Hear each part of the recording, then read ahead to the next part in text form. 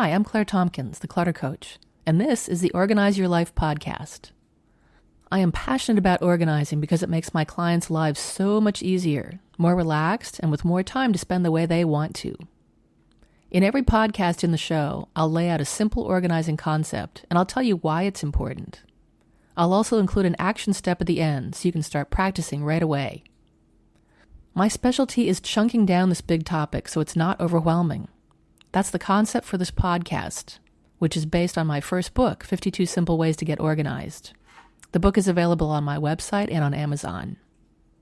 I work with clients in person in the Berkeley, California area and via email and Skype, so you don't have to be local to me. Visit the Hire tab on my website or email me at claire@cluttercoach.net. If you like the show, please rate it and review it. To do that, go to my website, cluttercoach.net, and scroll down for the show notes. Each show notes post has a link to leave a review in iTunes. I would so appreciate that. Okay, on to the podcast.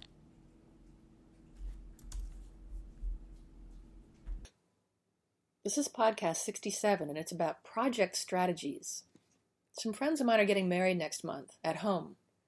They've been doing a lot of home improvement projects and extensive landscaping, and all those projects are kind of on a collision course with the wedding planning right now. The projects are in varying states of completion. Some could go on indefinitely, or lead to further projects, as we know that most home improvement projects do. Remember that 80s movie, The Money Pit? I recommended that they make some lists to keep their sanity.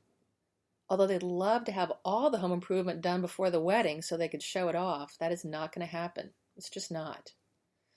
Accepting that there is more on your list than you can do is key. Make peace with that, and then get to work. One of the many useful things about making a list is that you gather all your tasks in one spot and get them out of your head. It might be overwhelming, but when they're all in one list, you can more easily see what you really must do and what you need to release and not do. Prioritize your list with ABCs or color coding or numbers, whatever works for you. Use a pencil because priorities are prone to shift. Don't worry about what goes at the top of the list. If you're having trouble making decisions about priorities, go at it from the other end. What tasks on the list can be delayed until later? What can you cross off the list or put onto the after the honeymoon list? That makes your list of tasks to prioritize much shorter. In podcast 64, I talked about the technique of planning a project by going backwards from the end result. My friends already know that what's important is spending time with their guests and sharing their special day. They definitely understand that it's not about the garage shelf, but they still need a list to keep them on track. Their attention needs to shift from home improvement to the wedding. But since they're getting married at their house, there is some overlap between those, and that makes it a little more challenging. So they really need to use the structure of a list to keep them going down those rabbit trails that are perfectly good ideas, but that need to be put off. I also suggested setting deadlines. Having a hard stop to a task helps answer the immortal question, how much is enough? And the other immortal question, when do I stop? Just as you need to cross things off your list that you can't get to, you must also choose an endpoint that you commit to being happy with, so you can let go, even if it's not perfect. This is a particularly important message for perfectionists to take in. Deadlines, like wedding days, can be super helpful because they're external pressures. No one's going to put off their wedding because the back fence isn't finished yet, right? External pressures can be easier to comply with for perfectionists than trying to reframe your own expectations. So, set deadlines and stick to them. In this particular case, the deadlines should all be a minimum of a few days before the wedding, so the couple can rest and relax. This is part of the wedding prep. A rested couple is a happy couple. They'll be able to enjoy the day instead of going through it like zombies who've been pulling all-nighters for a month.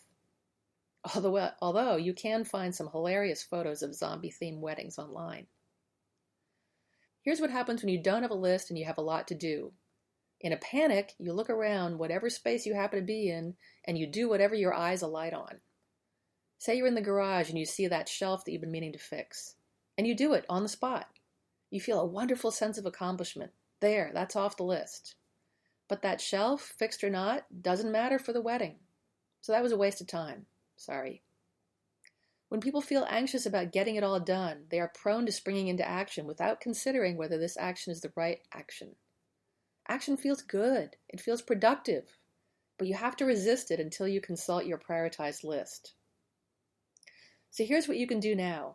If you don't have a big thing like a wedding coming up, use another event for your deadline, such as a vacation or a work project or starting a class. What do you need to get done before that? And what can be delayed until after? Hey, thanks for listening. I'm Claire Tompkins, the Clutter Coach. If you like the show, I'd love it if you leave a rating and review in iTunes. You can subscribe, too, so the podcast will be ready and waiting for you to listen to. You'll find the show notes on my blog at www.cluttercoach.net, and you can check out my store to find books I've written and a whole bunch of other stuff.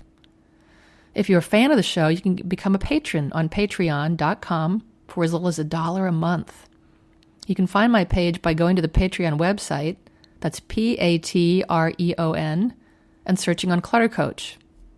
I'll still post the podcast free of charge, but I've got some cool rewards for folks who want to help me make the show even better. Come back next week for a new podcast.